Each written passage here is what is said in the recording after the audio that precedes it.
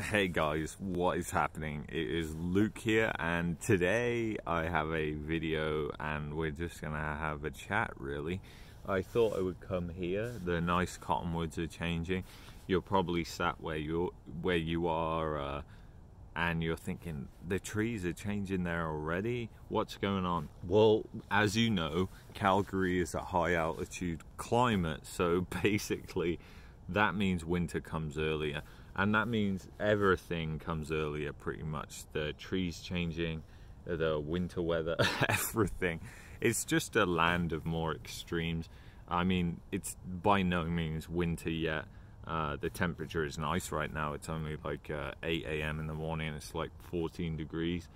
No chill in the air whatsoever. But the extremes can happen at any time. Like, we had 30 centimeters of snow at the end of September last year, so it can happen. So I wanted to talk about, a whole host of different things that are going on. Like, we're kind of debating whether Calgary long term is going to be the place that we stay. And you may be thinking, well, why is that?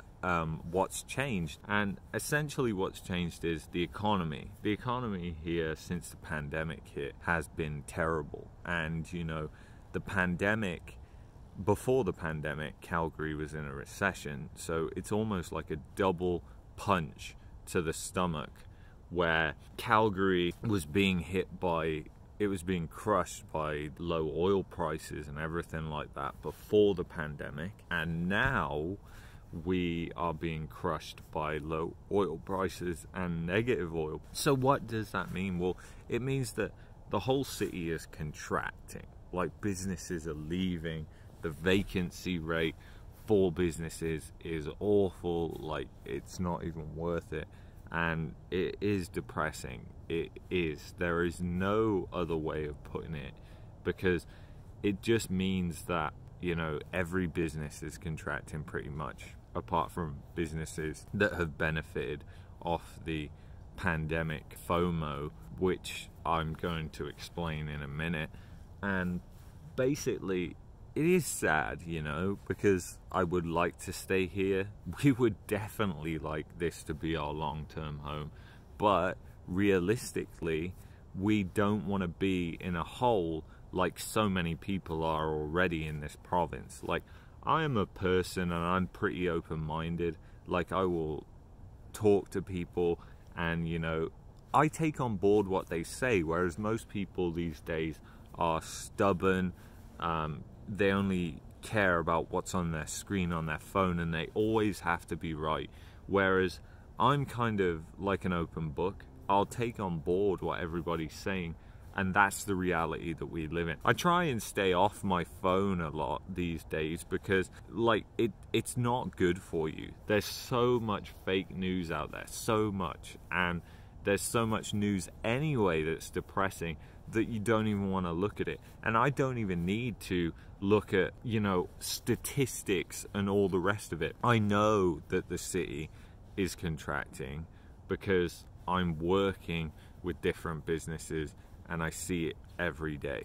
So, and people tell me people are moving away, and that sort of stuff's happening quite a bit right now. So now I just wanted to talk about, like, FOMO. You're probably gonna think, what is FOMO? Some people might not know. So FOMO is fear of missing out, and this has been very, very closely related to the pandemic. Obviously, when the pandemic hit, people were staying at home more. There was a whole fear. A lot of businesses closed, and then when everything reopened, it was like you kind of reopen the floodgates. Now, if you imagine people, and this is science, this isn't me, but people get a dopamine rush when they go out and buy something.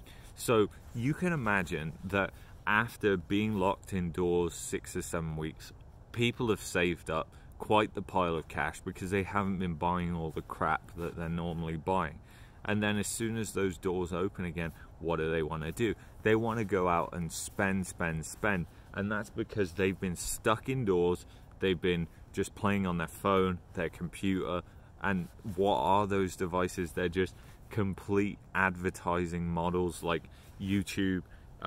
You know, before videos you have to sit through at least 10 seconds of 2 crappy adverts, and it does my head in, because those adverts are directly affecting what people do, and people are being manipulated by these adverts, and that is what's creating this whole FOMO thing. It's like, I want to get this because what if this happens down the road, there's a second wave or whatever. And it's fast-tracked a lot of people's plans of moving too, because they've thought, well, now is the time, we might not be able to do it because of this and that, and people are scared, and it's leading to a lot of foolish decisions, I'll say that much. And really, we don't know where this is going to end up, but I don't see it ending up any place good at the end of this.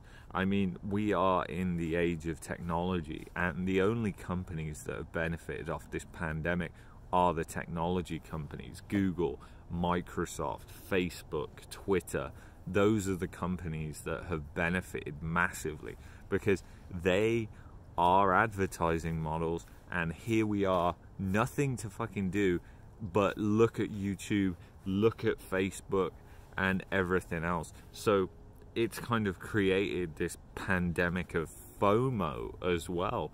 Like, you look at housing markets everywhere have exploded.